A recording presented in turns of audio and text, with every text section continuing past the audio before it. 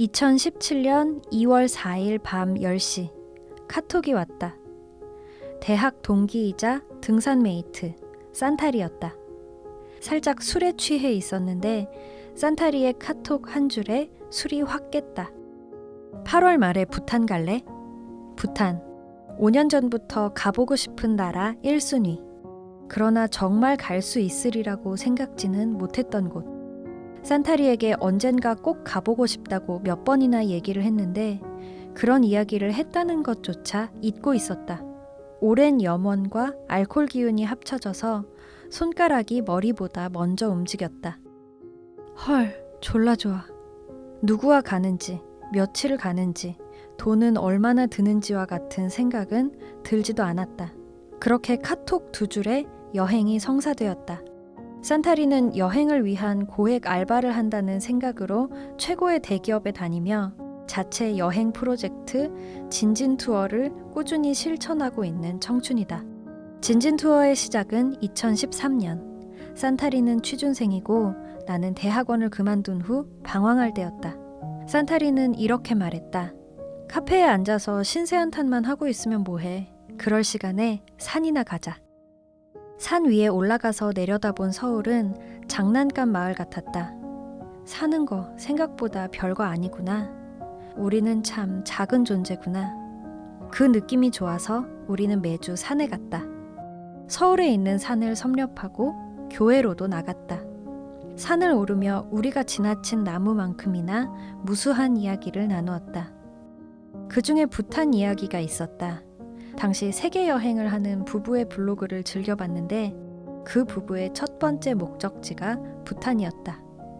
자유여행이 안 되는 나라, 국민소득이 낮은데도 보호무역을 하는 나라, 그런데도 사람들이 행복하다고 하는 나라. 블로그에 적힌 내용은 꿈 같았다.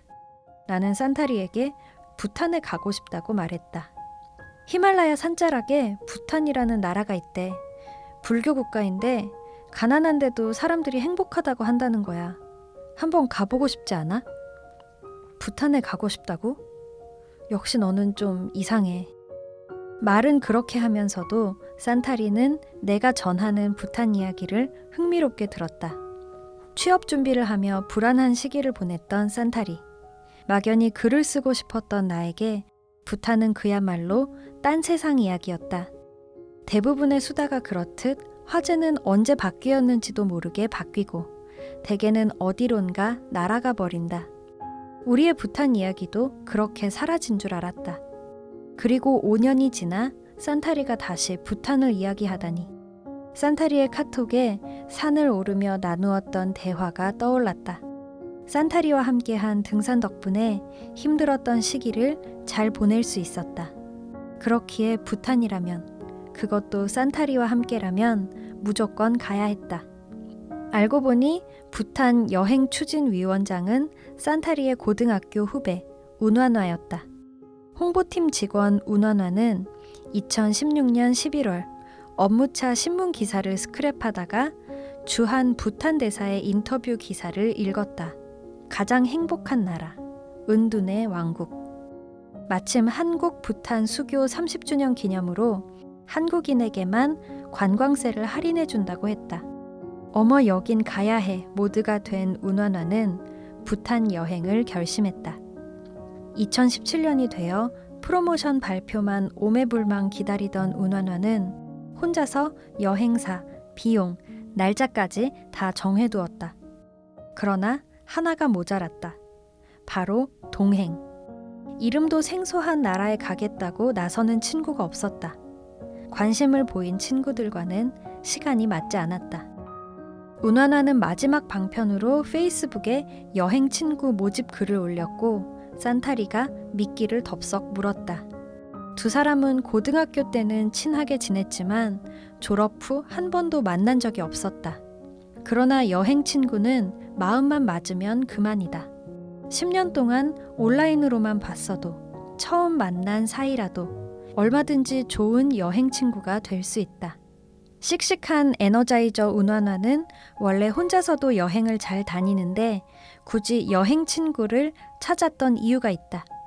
부탄은 자유여행이 거의 불가능하기 때문이다. 인도 사람을 제외한 외국인은 비자를 받아야 입국이 가능하고 정부에서 지정한 여행사의 가이드를 따라 미리 계획한 장소만 여행할 수 있다. 한 팀당 최소 인원은 4명. 그 이하면 추가 요금을 내야 한다. 유능한 부탄 여행추진위원장 운원화는 회사에서 갈고 닦은 협상 실력을 발휘했다. 우리는 부탄 여행 준비를 대행해주는 한국 여행사를 이용했는데 한국 사장님한테 부탁해서 추가 요금 없이 3명의 임시 예약을 성사시켰다. 그렇지만 3은 뭔가 불안정한 숫자다. 산타리는 다시 한번 신의 섭외 능력을 발휘했다. 산타리의 선택은 지리산 소녀 윰윰이었다. 윰윰이는 산타리와 나의 대학 동기로 지리산에서 가업을 잇고 있다. 다재다능한 데다 패션 센스까지 뛰어나 졸업 후엔 도시의 멋진 커리어 우먼이 될 것 같았는데 대학 신입생 때 윰윰이는 뭔가 다가가기 어려운 이미지였다. 유년 시절을 네덜란드에서 보내서 외국어에 능통하고 눈에 띄게 예쁜 윰윰이는 다른 세상 사람 같았다.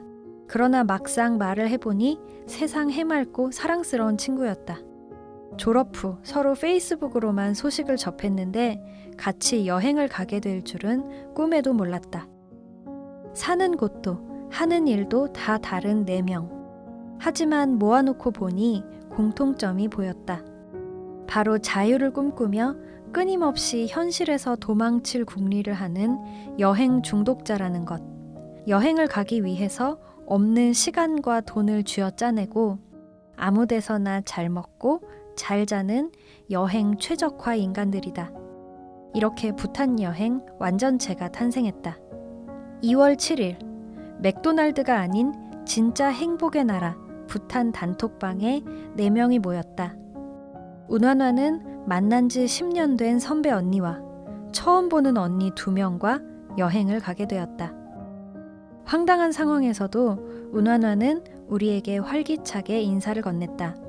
산타리 언니와 친구들의 동창 모임이 되었지만 절 소외시키지 말아주세요. 그런 걱정은 할 필요가 없었다.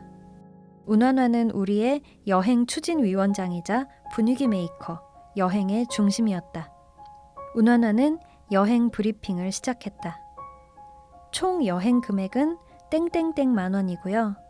예약금을 보내야 하는데 오케이, 좋아. 송금 완료. 가장 중요한 돈 얘기가 순식간에 지나가고 이어진 이야기는 다음과 같았다. 언니들, 그런데 8월 말 부탄은 우기래요. 아, 그래서 그때가 비수기구나. 그래도 싸니까 괜찮아. 비 오면 비 구경하면 되지. 비 내리는 거 구경하면서 차 마시면 너무 좋겠다. 아무것도 안 해도 좋아. 자연만 즐겨도 돼. 맞아요. 와이파이도 잘 안 터진다는데 그게 너무 좋아요. 윰윰아, 지리산에 살면서 또 산에 가도 괜찮겠어? 초록은 언제나 좋잖아. 짧은 대화 속에서 강력한 예감이 들었다. 이 여행 문제 없겠다. 이상적인 여행 파트너는 생각보다 정말 찾기 어렵다. 같은 시기에 시간을 내야 하며 비슷한 수준의 돈을 써야 한다. 숙소 취향, 식성, 여행 스타일까지 맞아야 한다. 어느 것 하나라도 안 맞으면 외국에서 대판 싸우고 다시는 안 보는 사이가 될 수도 있다. 그래서 여행을 결심하면서도 걱정을 했던 것이 사실이다. 그렇지만 카톡으로 주고받은 몇 마디 속에서 다들 무던하고 긍정적인 인간형임을 알 수 있었다. 평소에는 까탈스러운 면이 있겠으나 이번 여행에서만큼은 무조건 행복하기만 할 것이라는 의지가 엿보였다. 대책 없는 긍정 외에 공통점이 하나 더 있었으니 그것은 바로 엄청난 추진력. 통성명을 한 지 1시간 만에 여행사에 예약금을 보내고 항공권 예매를 마쳤다. 방콕 숙소도 정했다. 방콕에서 뭘 할지 한참 이야기하다가 깨달았다. 떠나려면 반년이나 남았다는 것. 이날의 우리는 당장 다음 주에 떠날 사람들 같았다. 일단 신나기는 했는데 적지 않은 금액을 지출하니 허리가 휘청했다. 우리는 있는 돈 없는 돈을 긁어 영혼까지 끌어모아 예약금을 냈다. 수교 30주년 특가라고는 해도 부탄 여행 비용은 결코 저렴하지 않았다. 시기에 따라 하루에 $200에서 $250를 일괄적으로 내야 한다. 우리는 특별 할인가를 적용받았지만 그 돈이면 유럽도 갔다 올 수 있을 것 같았다. 운환화는 하반기에 갚기로 하고 어머니께 예약금을 빌렸다. 배낭여행이라면 숙소비나 식비를 아낄 수 있겠지만 부탄은 그럴 수 없다. 대신 돈만 내면 걱정할 것이 없다. 항공, 숙박, 교통, 식사, 입장료 모든 것이 포함되어 있기 때문이다.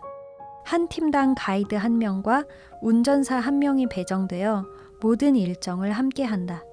비싼 데에는 이유가 있는 법이다. 여행 소식을 알리자 지인들의 뜨거운 반응이 잇따랐다. 운환화의 친구들은 처음엔 시큰둥했으면서 막상 간다고 하니 아쉬움을 표했다. 역시 인생은 타이밍. 떠나간 버스는 손을 흔들어도 돌아오지 않는다. 여행에 합류하고 싶어 했던 분들은 또 있었다. 윰윰이의 아는 오빠 3명이다. 우리는 잠시 고민하다 정중히 거절했다. 인원이 너무 많아지면 고요하고 평화로운 여행이 어려울 것 같았기 때문이다. 물론 넷이서도 절대 고요하지는 않았다. 결국 아는 오빠들은 우리보다 2달 앞서 6월에 부탄을 다녀왔다. 안타깝게도 아는 오빠들에게 부탄은 영 맞지 않았나 보다. 여행을 다녀온 후 우리가 출발하기 직전까지도 윰윰이에게 방콕이 천국이다 라며 여행을 다시 생각해보라고 할 정도였으니까. 그러면서도 장문의 카톡으로 부탄 여행 꿀팁을 전수해 주었다. 우리는 별로 걱정하지 않았다. 오빠들을 실망시켰던 심심함을 원했기 때문이다. 소소하지만 소중한 부탄 여행을 준비하며 여행을 조금 특별하게 기록하고 싶었다. 운환화의 아버님은 직장 스트레스를 여행으로 푸는 운환화에게 그렇게 여행 좋아하면 책을 써서 대박이라도 내봐라 라고 하셨다. 그래서 진짜 해보기로 했다. 배운 게 도둑질이라고. 글 쓰는 재주로 먹고 사는 내가 여행을 기록했다. 사실 나와 산타리, 윰윰은 나름 언론 홍보 영상학부 출신. 사진 좀 찍어보고 영상 좀 만들어본 언니들이다. 한국에서 못 찾은 행복, 고작 며칠간의 여행으로 찾을 수 있을 리가 없다는 것을 알면서도 우리는 들떴다. 마치 부탄이 행복의 비밀을 엿보게 해줄 수 있을 것만 같은 기분이 들었다. 여행 떠나기 반년 전, 우리는 부탄 바람이 들어 아주 조금 행복에 다가섰다. 여행을 준비하던 중 인터넷에 떠도는 이미지 한 장이 눈에 들어왔다. 행복은 멀리 있는 것이 아니다. 존나 멀리 있는 것이다. 머릿속에 종이 댕 하고 울리는 기분이었다. 그래, 바로 이거야. 행복해지려면 떠나야 해. 그것도 아주 멀리. 적어도 부탄 정도?